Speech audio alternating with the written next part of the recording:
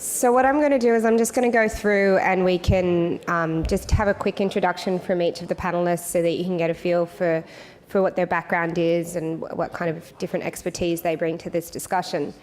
After that, I think we might just go through the topic of smart contracts. And I'm going to, for those of you who know smart contracts, you forgive me, but I'd like to try and step through it because I think there are some people in the room who may not understand it as well, who may have heard the term, but haven't actually understood what a smart contract is at both a technical and legal level. So I'm going to try and step through it that way. But first we'll just introduce our different panelists. I've got Vitalik Buterin from Ethereum. And we have Virgil Griffith from Legalese, Gustav Simonsson, also from Ethereum, Dominic Williams from String, and Primavera de Filippi at Harvard, CNRS, and also a founding member of COALA. So Vitalik, could you just explain a little bit about what you're doing with blockchain and smart contracts? Sure. So I am the founder of Ethereum, which is a general purpose blockchain platform. So the idea is that you can the blockchain platform contains a built-in programming language, and instead of specific features or specific use cases being coded in at the protocol level, you just have this kind of extremely abstract programming platform, and whatever applications people have, they can write those applications inside of the Ethereum language and just run them on Ethereum as it is. So one of the main use cases of this is this concept of smart contracts. So smart contracts, what they basically are is they are computer programs executed in some kind of secure environment that control digital assets. So they're computer programs where those computer programs actually own some kind of digital asset, and that could be money, it could be, in some futuristic world, a digital representation of something like a house or a car, it could be anything. And they basically say, if this condition happens, then automatically send this particular asset over to this address. And so Ethereum makes it extremely easy to do things like this precisely because it's a platform designed around the concept of computer code basically having relationships with other pieces of computer code. And Virgil? Oh, you want me to answer what a smart contract is? No, I want you to just explain a little bit about what you're doing. Oh, Legalese. Oh, okay. So we are doing, so this is Legalese. We are a Singaporean startup. We are doing dispute resolution for smart contracts because all the lawyers are very concerned about that. They're like, oh, what happens when my contract goes wrong? And we're trying to fix that. So the gist is, so we're making a programming language that compiles to English Legalese. So the idea is at the very top of your smart contract, you say, oh, if there's some funny dispute, we're going to use this jurisdiction with this contract, and this contract will be the PDF version of the Legalese version of the contract below. So if something horrible happens, you can go to the judge and you can hand the judge, the PDF version, the Legalese version of this contract, and say rule. And by giving the judge and judges are used to getting sort of not fully specified contracts, and they sort of distill the spirit of what should happen, and they rule appropriately. And this allows us to not have crazy complicated smart contracts that enumerate every possible case. So it's kind of a graceful fallback onto the existing legal system. Go. Cool. Hello. I'm working at Ethereum as a developer, focusing on the core protocol.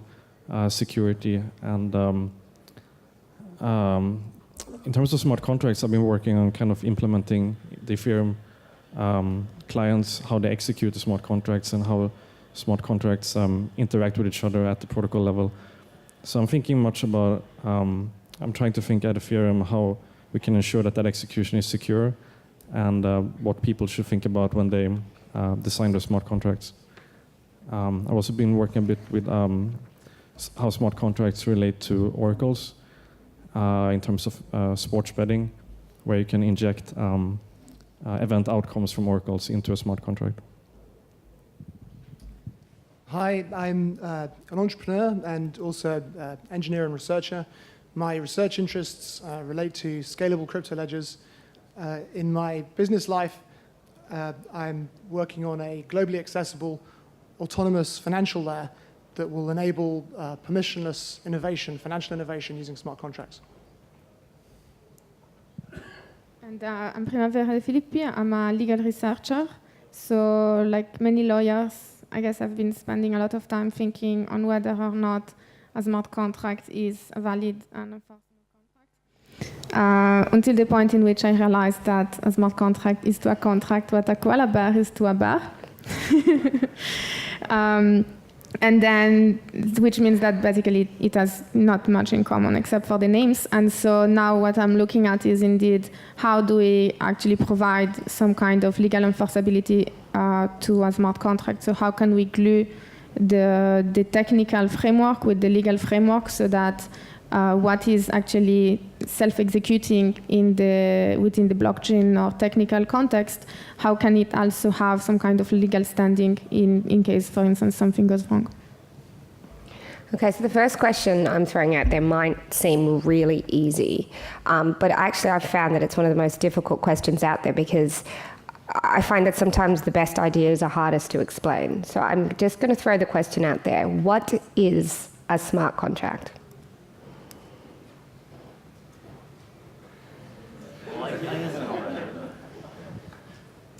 Maybe I can give it a short try. So a smart contract is what you execute on a blockchain in order to change the state of the data that you're working with.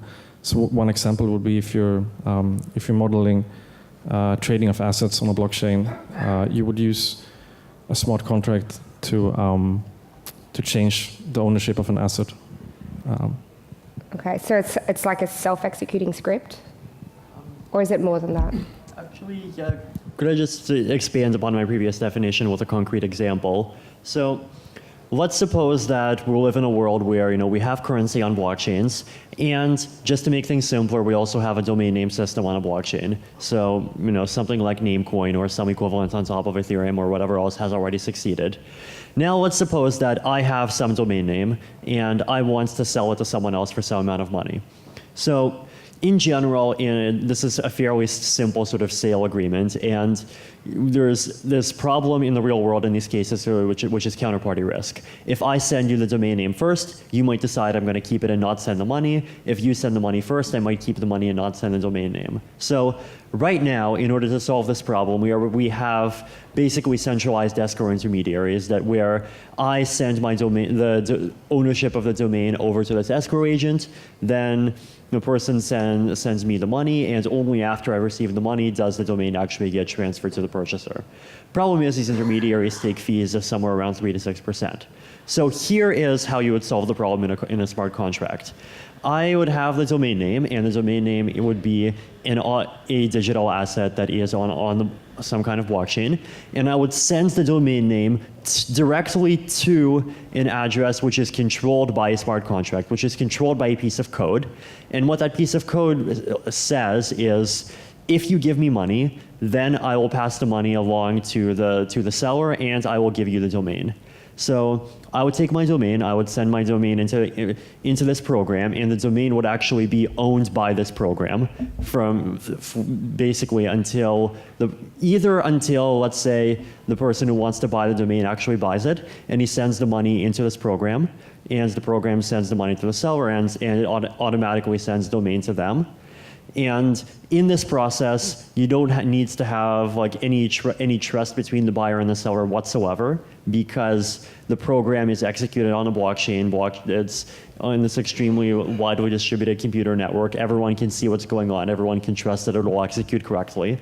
Or if the buyer decides, no, I'm not going to buy the domain after all, then perhaps the contract could have a clause that says, after some number of hours, the seller can just take the domain back. So it's essentially so in this particular case, we're using them as this kind of programmatic tool that makes the transaction what's called atomic. So either both transfers happen, or basically neither transfer happens at all, or in this specific case, the one transfer eventually gets reverted. So that's the one of the sort of simpler ways in which smart contracts can be used in order to make more secure transactions. Sorry, did you have something to add, Dominic? It looked like you did. Yeah, I think a simple way of thinking about smart contracts is just as persistent objects that get stored on the blockchain and whose execution is tamper-proof. And that's why you can use it. You could create a smart contract for an escrow process, for example, because the execution of the code, the escrow process that you define in the object is tamper-proof. And so therefore you don't need a trusted party to hold the funds.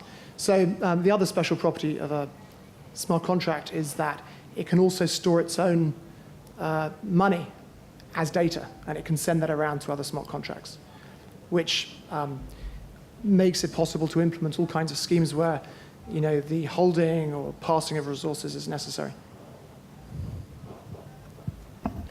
Primavera, from a legal perspective, when you're looking at this, when you're looking at, essentially, I guess it's offline agreements that are being executed and self-executed. How does the term contract, or how does the concept of a contract actually relate to the technology that exists? And how can the law help enforce these transactions and these movements in the smart contract? Well, I think that, I mean, the name smart contract, I think, anyhow, is way too confusing. Basically, it's a self-executing piece of code on a decentralized database. But the way that smart contract can be used is you can use it as some kind of indeed implementation of an actual legal contract. So whenever I want to enter into an agreement with someone, in order to make sure that there can be no breach, and in order to know that the way in which all the transaction will happen is predefined, then I can implement something that exists as a legal contract in the legal world as a technical mechanism in order to ensure the compliance. But it doesn't have to be. So I think there is, like, a smart contract can be a legal contract when it actually implements a legal contract, but a smart contract can also be something that is not. And in that sense, if you actually want to give legal recognition to this technical mechanism, then we need to actually make one extra step and implement, for instance, either like some kind of contractual padding around it, so that whenever I enter into a smart contractual transaction, I'm also entering into a contractual transaction. So I mean, for instance, this project that I used to work on, Common Accord, which the idea was to incorporate within the header, or within the content of the smart contract, to incorporate an actual the template of a legal document that then can be can absorb the parameters of the smart contract in order to actually render an actual legal document, so that by looking at the blockchain, you can see the technical mechanism, but you can also render this technical mechanism into an actual legal document. And then the question is, to what extent you can actually interpret the smart contract itself as a legal document, or as a viable legal agreement. So you can have an implicit contract, you can sometimes also have an explicit contract, and so on. So at this point, it depends on the case by case. How about you, Virgil? So I actually find it a little difficult to think of smart contracts in the most broadest sense. So usually I think of smart contracts, so you can sort of create you can create deterministic robots that behave either as judges or as escrows and things like that. So you and both you and I guess the person you're working with can fully predict, what that robot judge or what that robot escrow will do. And so that's kind of nice, and it allows you to get all this done without having any humans in the loop, so it goes by faster and cheaper, and that's kind of nice. But isn't humans a necessary element for a contract? Not necessarily. I mean, if it's like a complex thing, then sure. I mean, so for say something like dispute resolution, it makes sense. You might not need a human involved. But say if it's just something, simple, like, I don't know, like if the car doesn't work, I get my money back, and you could have this be completely automatic. And so I guess smart contracts allow you to sort of to streamline the most common outcomes of a contract? Actually, this just inspired me for an answer to your first question. I guess, at least initially, an initial definition of smart contract is a vending machine. And Vending machine, yes. so you just interact with a mechanical box, and the mechanical box is designed that whenever you put some coins inside it, it's going to deliver a candy. There is as such no need for a legal agreement because you just trust that the technology works. But then, of course, sometimes the box doesn't work. And that's where you actually need to rely on a legal arrangement. So what happens if I put my money into the box and I do not get a candy? Then you need to try and understand was there an agreement, and if there was an agreement, with whom? So was it with the person that has deployed the vending machine, the person that constructed it, or whoever else? So at every moment in time, like the smart contract is of course itself just this mechanical box, but there are legal relationship around it that needs to be dealt with. And whenever the smart contract does not operate as it was meant to, then if you have designed and framed a proper legal relationship or arrangement around it, then you can rely on that. If you did not, then you need to understand to what extent you can actually rely on the legal system in order to have recourse or whatever it is. I think it's worth adding too that you can design a smart contract system that specifically doesn't correspond to a legal agreement, because a legal agreement involves counterparties that are humans or organizations. And many times you want to design a system that's more akin to a protocol. And of course you can look at smart contracts as a way of extending a protocol, in the sense that once you've uploaded these smart contracts to the blockchain, you'll get different responses to transactions, messages that you send to the network. Now, if you're designing, for example, if you wanted to design an online casino, very probably you'd create smart contracts that don't involve people because of the regulatory concerns. So, a smart contract, as much as anything else, is an object, a persistent object. It has code. You can write organizational code in that logic, and that object can also have its own funds. So you can write, what's known as a DAO, which is a decentralized autonomous organization that executes almost as an independent entity, rather like a virus survives in the wild by copying itself across computers without any human help or involvement. This DAO could remain executing on the Ethereum blockchain, interacting with other smart contracts and people, but not actually belonging to any individual person or even representing any kind of legal contract or arrangement at all. And so autonomy, I think, is going to be an increasingly important application of smart contracts, or the design of systems that are autonomous. Especially as we move into the Internet of Things and more machines being able to operate independently and autonomously.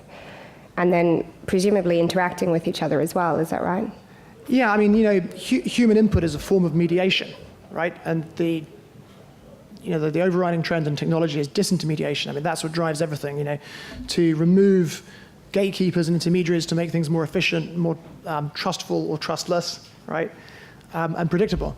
So I think we'll see an increasing trend towards, there are different applications of smart contracts. You can write a contract in code. In fact, at the last blockchain workshop, there was a guy in the audience who stood up and said he was a moneylender. I caught up with him afterwards. He was a moneylender, and he had begun writing his contracts in JavaScript. And now, clearly, these weren't trustless contracts. They were sort of going back and forth in email. But he was writing his money lending arrangements using JavaScript. And with his clients, they were sort of updating these things and agreeing on them by email. Now, obviously, Ethereum makes it possible to have much more sophisticated, implement a much more sophisticated version of that, where these contracts will execute automatically upon certain events, right? And they can also hold currency, trustlessly on the blockchain that will be released according to the logic of the code. But nonetheless, there's not much distinction between, a normal contract and a contract that's just written in code.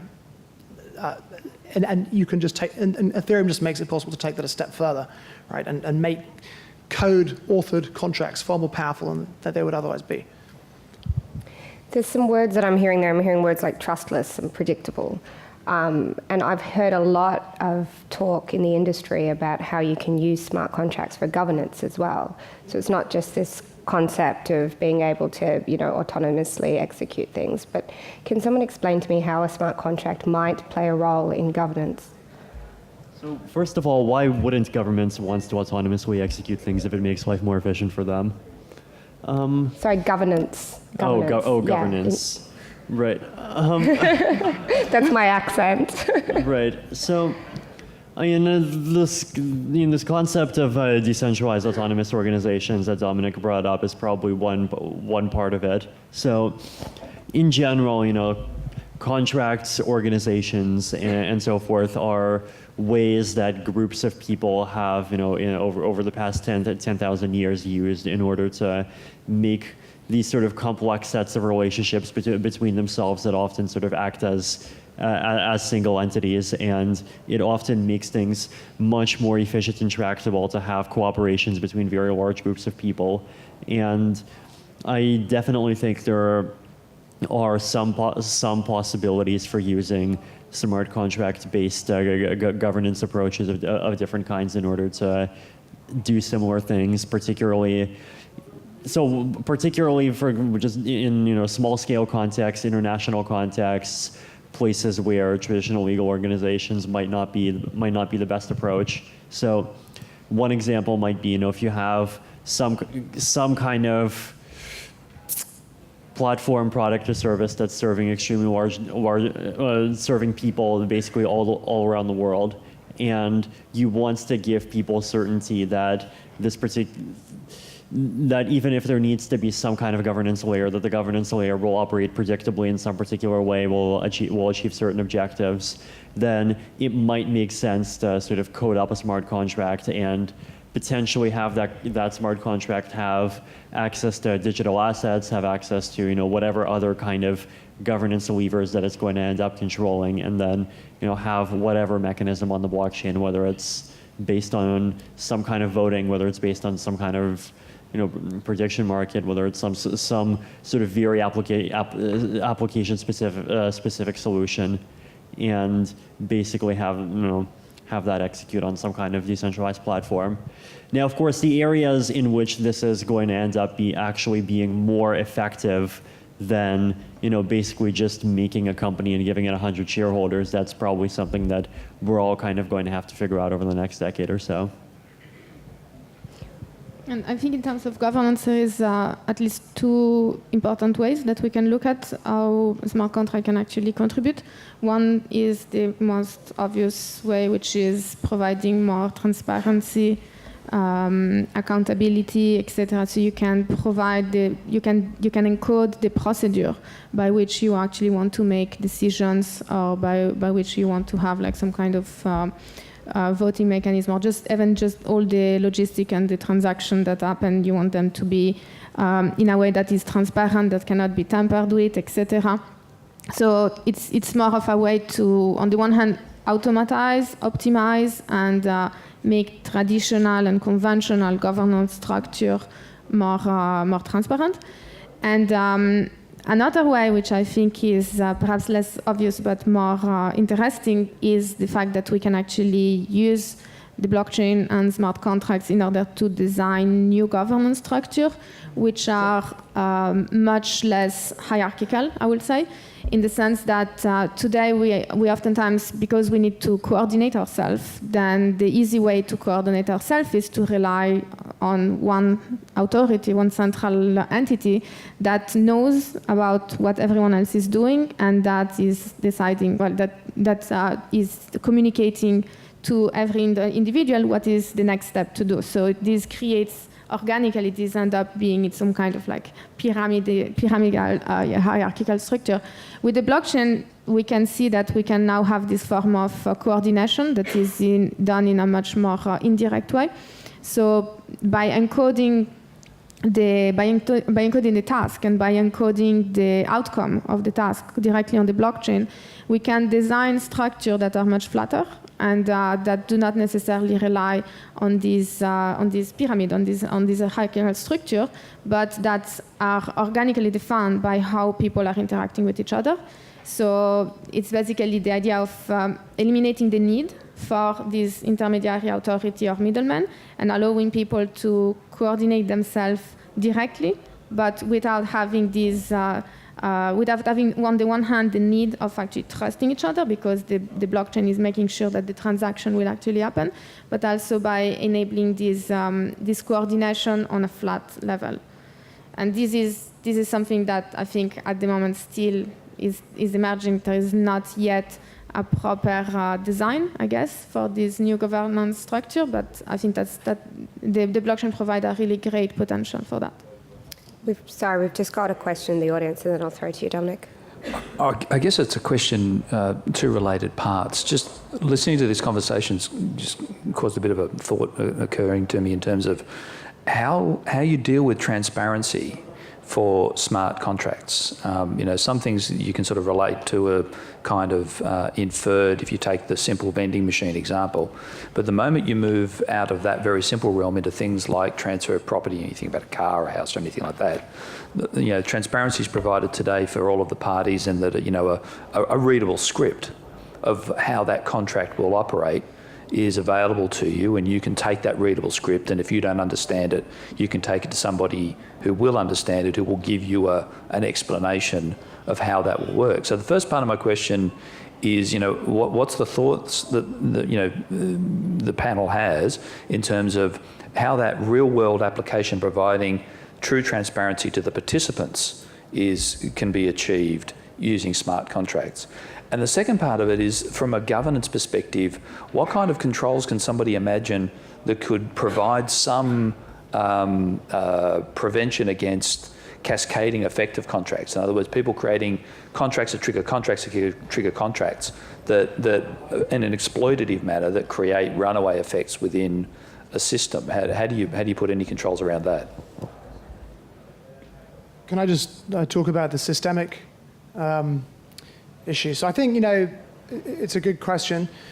And it's important, I think, for regulators to realize that it's regulation that's most likely to introduce risk of systemic failure. So in relation to, say, colored coins, where somebody uses a cryptographic token that is effectively a cryptographic bearer share for some asset that a company holds, if that becomes used in smart contracts as a collateral, and you have a sort of dependency cone where one smart contract uses another smart contract as collateral, if a regulator sort of comes along and says, right, we want you to invalidate those colored coins, we want you to refuse to honor those bearer shares, clearly you would get exactly that happening. A whole web of smart contracts could fail as a consequence. So I think the way that has to be addressed is, first of all, designers of decentralized systems, especially financial systems, have to consider how that can be made impossible, right? So that you have settlement finality as in the existing financial system. But it's also, I think, important for regulators to realize that it's very possible that they can cause all kinds of adverse effects, and it's much better to take a light touch approach and allow engineering, sort of evolutionary engineering processes to resolve all these things, because it'll take time, and the more freedom people have to innovate, the faster robust solutions will come into being. But generally speaking, however, smart contract-based systems should be far less vulnerable to systemic failure than existing, for example, financial systems, which are completely opaque and of infinite complexity that you can never understand. It's possible to analyze these contracts, the logic inside them, look at the chain, look at what assets are held, and so on and so forth. So inherently, they're much more resistant to systemic failure than existing systems, but nonetheless, be careful. There's lots of potential breakpoints that can prevent cascading. Well, if you talk about margin call cascades or something like that, I mean, you'd have the same systems in a decentralized exchange, but if you look at the 2007-2008 crisis, it was precisely because a lot of these instruments were opaque and people didn't know what they were holding on their balance sheets and what the capital position was of their counterparties that the whole system seized up. So you wouldn't have that kind of system emerging in a well-designed smart contract-based infrastructure. I think I can. No, just quick notes. I think that the well-designed there is the key thing. So you can definitely have cascading effects that can have very, very negative outcomes with smart contracts, but at least with smart contracts, it's much easier to encode fail-safes. So you can have a fail-safe similar to what's being used in high-frequency trading algorithms, and it's much more clearer for others to audit that. And you could, for example, get 2 or 3 consultants maybe in some way to audit that fail-safe, and have a much higher guarantee that that contract will just stop execution if some conditions are met. All right, so I can do 2 things. So the first one to try and stop cascades is that, so when you call a smart contract, you always have to pay like a little bit of money to like call it. So you could cause a cascade, but it would cost you, a couple, maybe $1 million to, depending on how deep the cascade goes. So maybe that's okay. The other way you could think of it as, so if we have automated systems anyway, so right now we say in the financial crisis example, there were automated systems, but they were all like siloed automated systems, and if they had them all on these sort of on these public smart contract things, then you can do these holistic analyses and simulations, kind of like you do in sort of classical computer security. So there are some times, so like in computer security, you'll have like a big code, and you're like, oh, what are some possible inputs that make this thing go into an infinite loop or do something horribly bad? And if you have all you could X talks to Y, which talks to Z, which talks to ABC, and what X, Y, Z, what they all do, then you can do these big simulations, and you can try and I guess you can learn these cascade conditions beforehand. While if they're all like siloed automated systems, you can't do that. So I think the short answer is yes, these cascades can happen. But it's still better maybe than it is right now. So yep, that's the claim. I've just got another question up the back here. This one's for Vitalik. What's the economic efficiency of a smart contract without use of a fungible token? Then use of what kind of alternative? Without use of a fungible token. So what economic efficiency? Question.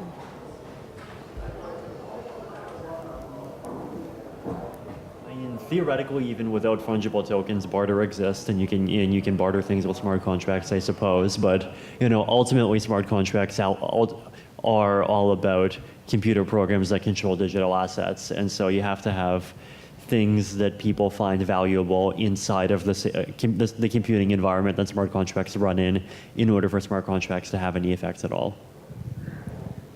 So would you say that that's basically facilitating commerce without trust is the value? Is that? You're asking what the value of smart contracts in general is? What is the value without a token, and effectively what I have understood from what you said before is that it does relate to facilitating commerce without trust. Yeah. So. I mean,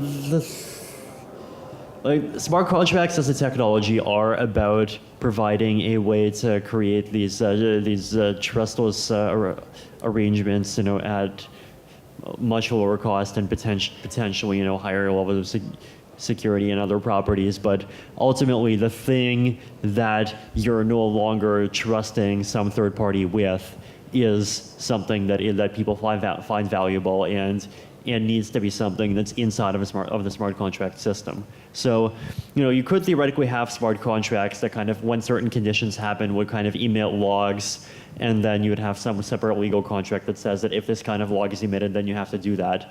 But then you've created a system that does the automation, but not necessarily, or at least a very large part of automation, which could be very useful, but it doesn't give you the full sort of degree of trustlessness that people are interested in. So, in general, without either tokens or some kind of digital assets that people make smart contracts over, it's not nearly as much of an not particularly much of an improvement over what already exists.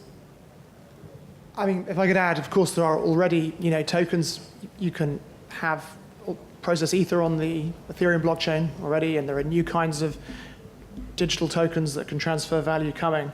But, I think when we're considering cost, imagine this. Say you and I want to enter into a hedging contract, and we both put some collateral into a smart contract, and depending upon some future data point, for example, related to the price of oil, it redistributes the money between us. If you and I wanted to enter into that hedging contract using the traditional financial system, it would cost us a lot of money. You and I can enter into this hedging contract together on Ethereum for virtually no cost at all. So this provides enormous economies compared with existing systems. And another thing to add, I think, is in terms of the issue that most legal contracts, whenever they have low value, whenever the actual compensation or whatever is too little, then there is actually hardly any incentive for enforcing those. So most of the low payment contract, they don't get enforced because the legal proceedings will just cost too much, will cost more than the actual contract. So by using the smart contract, you actually kind of reverse the system, which means that most of the smart contract will be enforced because they will be technologically enforced. And it is only when you actually think that a smart contract should not be enforced, then you will actually go into proceedings in order to revert the situation. So in this way, you can actually automatize the execution and therefore the enforceability of all the low-level smart contract. Just back to the issue of systemic risks, there's two things there. I think there's knowing what contracts are out there, and there's analysis of what the impact of the execution of those contracts is going to be. So from the point of view of knowing what contracts are out there, that's great for a regulator if all the contracts are on the blockchain and they're visible. On the other hand, it was already the case pre-GFC that with a lot of the complex derivatives that had been constructed, that people just did not know how to go about analyzing them. And if we move to a world where we've got Ethereum contracts Turing complete, then the analysis problem is going to be undecidable. So can you do some comments on that? Yeah, if I could answer. So a lot of traditional derivatives contracts make assumptions, aren't fully collateralized. They make assumptions about the creditworthiness of the participants. So they are exposed to much greater failure modes than these automated contracts where the collateral is held on the chain inside the contracts and is released according to the logic. So there's all kinds of dependencies that exist within the traditional financial world that don't exist within the smart contract world. And these greatly lower the risks of things going wrong. So the regulator shouldn't be having to look at a derivative contract and trying to decide how does this work, how will this affect systemic risk, because the collateral is inside the derivative and will be and only that collateral is there, and only that collateral can be redistributed. There's no case where the logic in the smart contract is necessarily going to say, right, in the real world, I've made assumptions about the creditworthiness of some participant, and somebody now needs to go and chase them up and make them pay, and if they pay, then they can't pay somebody else, and things like that. So they're very different systems, and it's this ability to encapsulate the logic and the collateral into a single unit that executes automatically, that reduces that systemic risk and reduces costs. And if I can just add a short thing there. So there was also mention of the Turing completeness of the contract, and it can be hard to analyze. And something that could happen is that people will prefer to use contracts where the source code is released together with the deployed binary, so that you can validate the source code easier, and perhaps also include formal verification with that.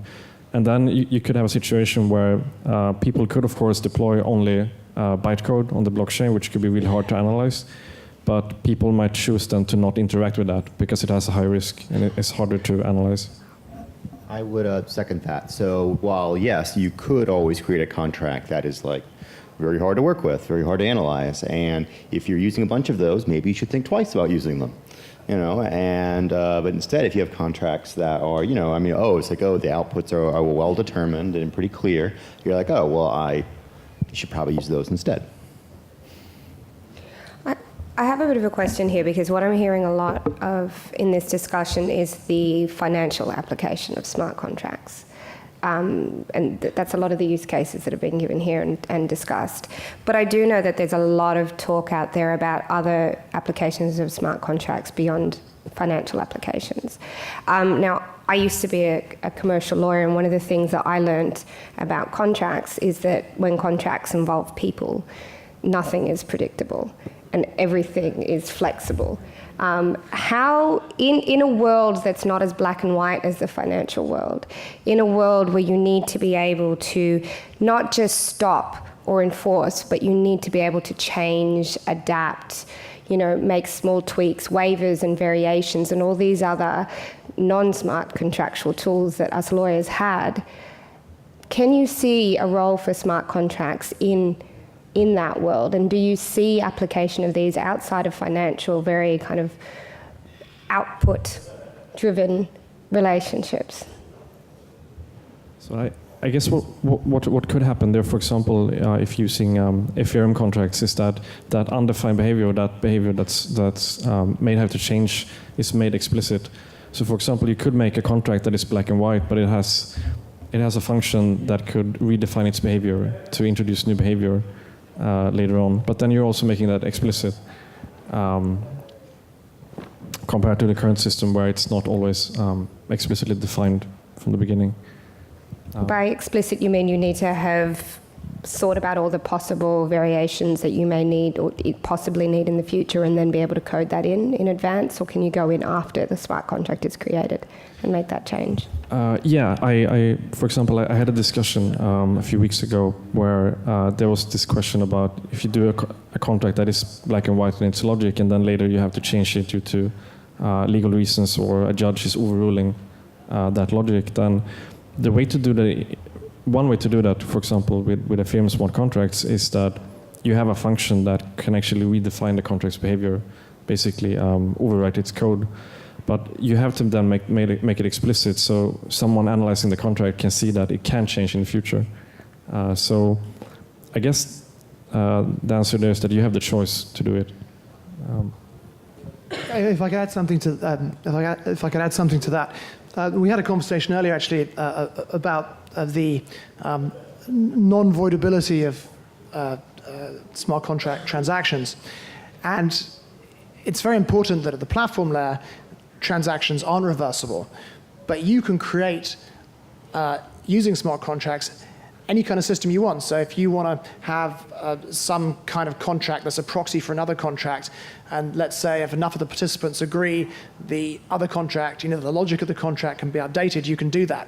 But it's very important that the lower level transactions are irreversible, otherwise you couldn't trust the logic of the higher level framework that made the contractual system updatable. And yeah, for me, it's actually, so this is kind of like what all my legal research focus on.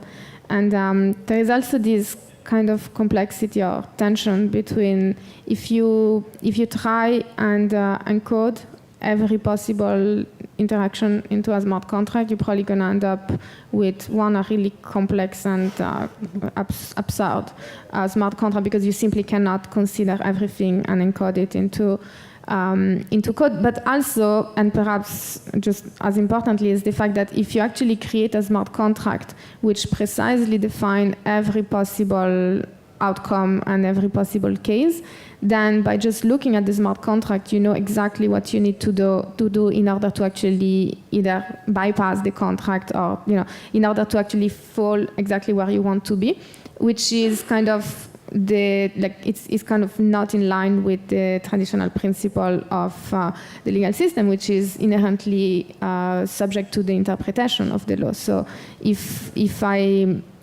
there is a meeting of the mind that something needs to happen, then it is up to the interpretation of what actually happened, whether or not it is within or outside of the contract. So by formalizing everything into a smart contract, then you make it extremely, on the one hand, unfair, because sometimes something should not apply, but actually does apply, or you make it extremely easy to be cheated because you can just watch and act just like 1 millimeter outside so that you don't fall within the smart contract. So I think whenever we enter into a situation where it's not black or white, and whenever it's actually involve human beings and interactions, the smart contract, for me, the value that it has, it's not about the encoding of the interaction, but it's about encoding the procedure by which people can interact. And so you can, for instance, say that we want to make sure that something happened, but we only encode like the main core clauses, and everything else is up, for instance, to human decision. And then we can say, for instance, you can use like multisig and whatnot. We can choose who will be the person that will decide whether something should be within or outside of the scope. So in this way, you can define ex ante the way in which the procedure by which people will interact. And whenever you fall outside of the core clauses, which can actually be formalized into code, then you actually rely on this procedure, which is no longer trustless, but which is that you know that the procedure has to be followed. So it's technically due process. I'm sorry, I've only got about 3 or 4 minutes left, and I've got a number of hands up there. I think one of the first hands was over here, wasn't it? Sorry. Oh, it's there, okay. Just had a question again on regulation and finance, so apologies for taking us back there, but obviously we can see smart contracts being a great vehicle for controlling the derivatives market where it was all clouded and there wasn't transparency there.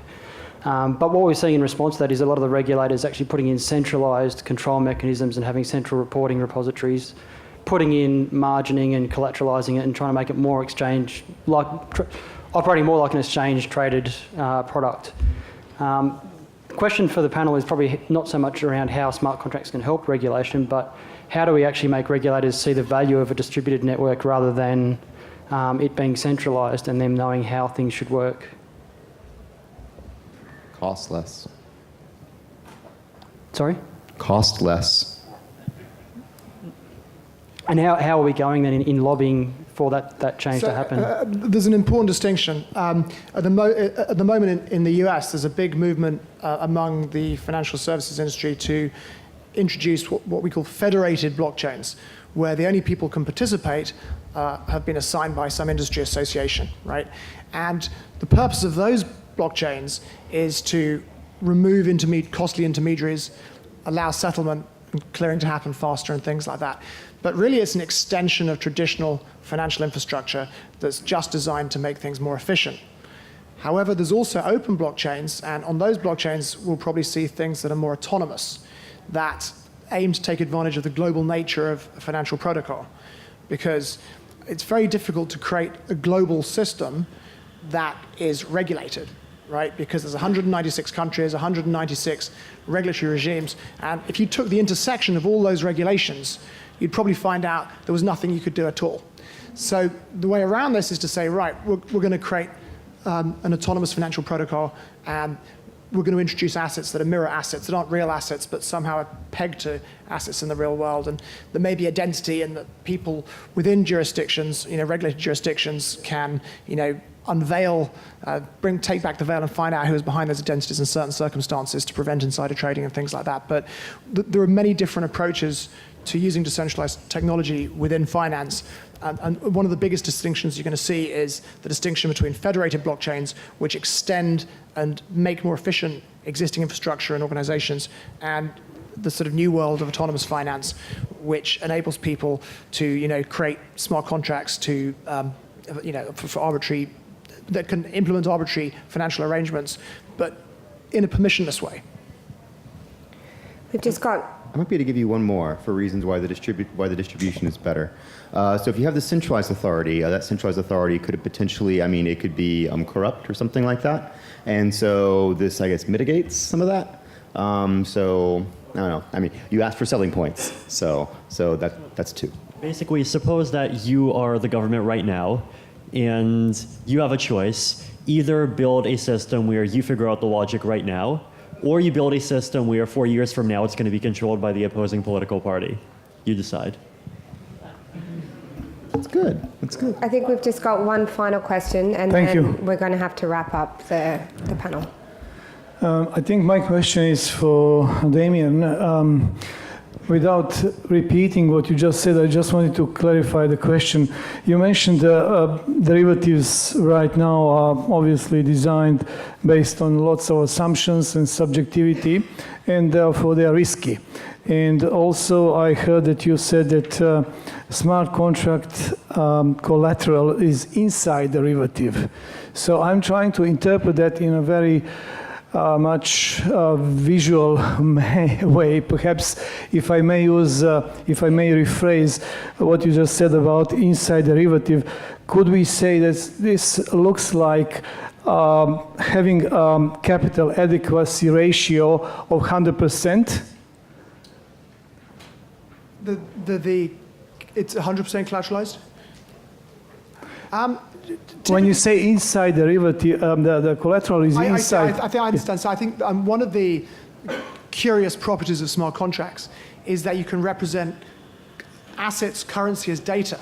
So I don't know if you've ever done any programming, but you might have, imagine it like this. You can imagine a variable called balance, and it has a number which represents the number of ether held by the contract. And I could literally send some of this to you, and you would, inside your code, have this, you'd write message.value, and you could see what I was sending you. And it's that ability to transport monetary value around as data that makes the construction of these things possible. Thank you.